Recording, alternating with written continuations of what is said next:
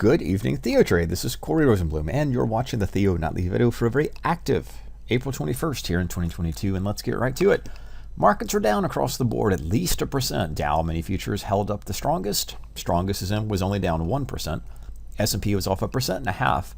But the focus of tonight's video will be on technology, not just Netflix, Tesla, and others, but we'll look at some of the main markets or main stocks in today's session that lost the most, fell the most.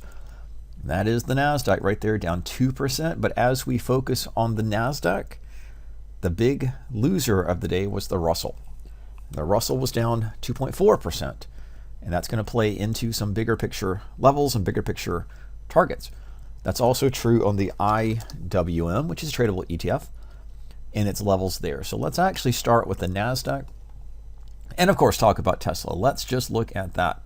On our Market Watch tab, this is the Nasdaq 100, of course heat map here in Thinkorswim. These are the monsters of tech. Microsoft, Apple, Google actually only counts as one. It's not double, but Google is there. Of course, Facebook, we'll come back to it. Amazon and Nvidia.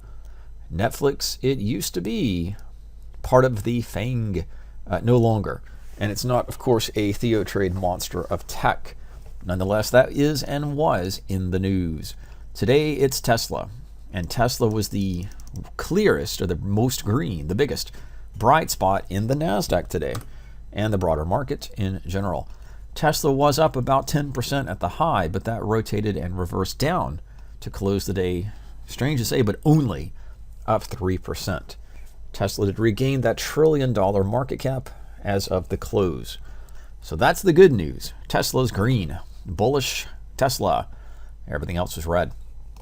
Outside of the sectors, the weakest sector actually was energy. So while we are looking at technology, there are certain sectors and certain products, again, including the Russell, that were down more.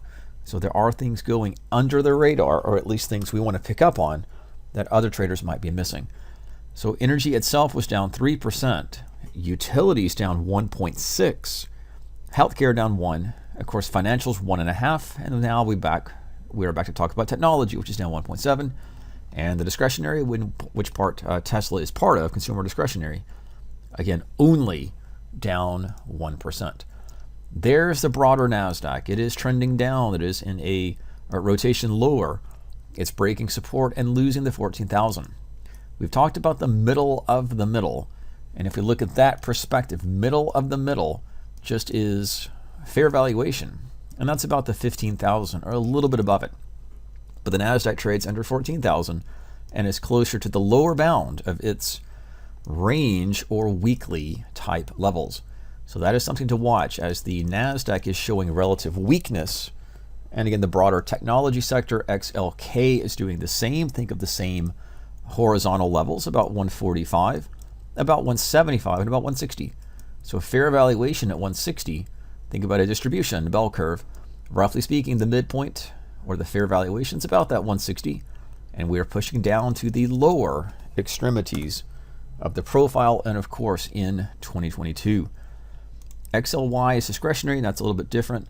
Let's actually go to the QQQ, which is a tradable ETF. Not dissimilar to the Nasdaq, it is at those lows. S&P is just a little bit closer to its middle of the middle. So why are we paying attention to that? Middle of the middle tells us roughly fair valuation, or the fair pricing, generally speaking. And that is where the S&P is. Remember that the Nasdaq is comparatively here. The S&P is in the middle. So again, this technology sector or technology stocks in general are weaker. Some of those names absolutely include Facebook. And some of these stocks have taken greater than a 50% decline from there, really in September of 2021, from their peak. So there's Facebook down right at the 50% bound. It was roughly speaking about 400, 388, 385, and now trades about or under 200, trades currently at 188. Facebook is down roughly half of where it was at the high. Nvidia looks very similar to the Nasdaq, but it's also trading at 22 or fresh new 2022 lows. We'll come to some of those in a moment. but Nvidia has broken support and has traded to the downside. PayPal probably is a stock you aren't watching, but it is being quite sold on and quite pushed on the downside. It traded upwards of the 300 per share level into August of the last year. Currently trades down about 70%. So 70% of the value has been cut there in PayPal. And it does trade to new 52-week lows. In fact, let us sneak in a pretty interesting comparison about which stocks at the moment are making 52-week lows. Some of them you might be familiar with. And again, this is just a scan. This is a scan here in Thinkorswim of which stocks in the S&P 500 are making new 52-week lows. We just saw some of them. Facebook, but then Disney, Salesforce.com, PayPal, Charter Communication, Netflix. These are just highlighting stocks you probably are trading and are familiar with. Starbucks, and the others you may or may not be familiar with, but they are pushing to new 52-week lows. And a lot of those do come from the Nasdaq sector or the Nasdaq or technology groupings in general. Now there's Salesforce.com. We just saw it. We can look at Starbucks. Starbucks is on the downside as well. Other technology sector names would be Amazon, not into the lows, but still breaking its support level. Just talked about Netflix did not rise off the mat today. Netflix actually traded down an additional 3%, 3.5%. But outside of that, there is Google, which it as well is just very, very close to breaking and counting as a stock that is breaking to new 52-week lows, but not there yet. And that's just a simple technicality of how it isn't. And then outside of those, which stocks are we looking at further? Disney, a stock that pushed on to additional new lows today, and Disney shares were down 2%. Costco, Microsoft, big market cap name, is again like Google to an extent, or Alphabet. Not quite at those lows, but really not far from them as well.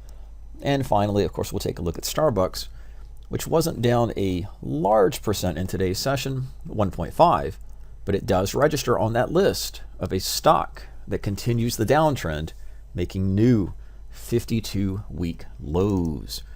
And actually, to go back a little farther, the last time we saw Starbucks shares at these levels was in the middle part of 2020. Actually down to the earlier part of 2020.